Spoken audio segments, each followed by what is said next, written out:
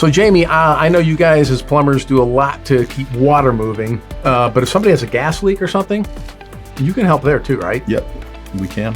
What should people be looking for, and what should they do if they suspect a gas leak?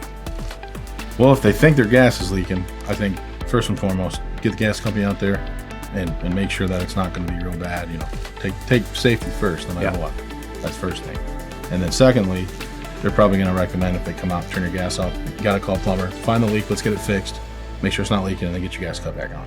Now, is the plumber, you find the leak, or does the gas company do that? We find the leak. Okay. The gas company is not required to find any leaks. All right. So They just need to know if it is leaking. Okay. So if I know I've been told my gas line is leaking, I know you guys can take care of. How do you do that? How do you find the leak?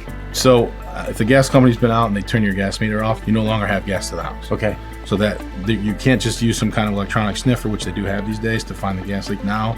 You have to use a little bit of an older method, fill it up with air, use a pressure tester, you hook it up to the gas line, you fill it up with air, and then you start spraying it with bubbles. Oh, okay. All right, yeah. There's a solution that they make, similar to soap and water.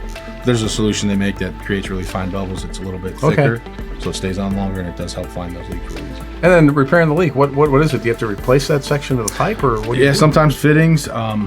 It can be a super easy, simple, quick repair. And if it's in the middle of the gas main and, gas line only goes in, it's threaded in one direction. So it's not as easy as like cutting copper out and just throwing it back together. Sometimes it's a little more involved. Okay.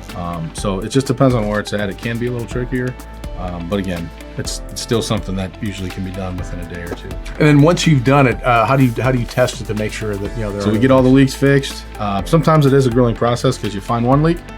You fix the one leak, you pressure it again. Well, no, second leak. Oh, wow, yeah. Fix the second leak, and I've gone as far as I found 10 different leaks 10 different times.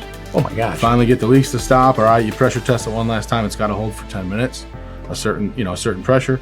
You got to be in compliance with the gas company to make sure you're doing the test the way they would, so that when they come and test it, you're getting the same result.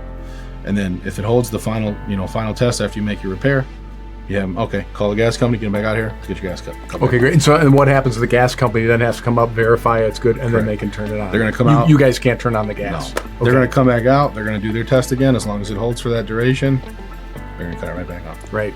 Hey, thanks a lot for sharing. Now you know what to expect, because it's no fun to not have the gas. It does a whole lot for your house. So, but in case you didn't know it, Carlong Plumbing, they can help you get the gas you need. So carlongplumbing.com. Be sure to check it out.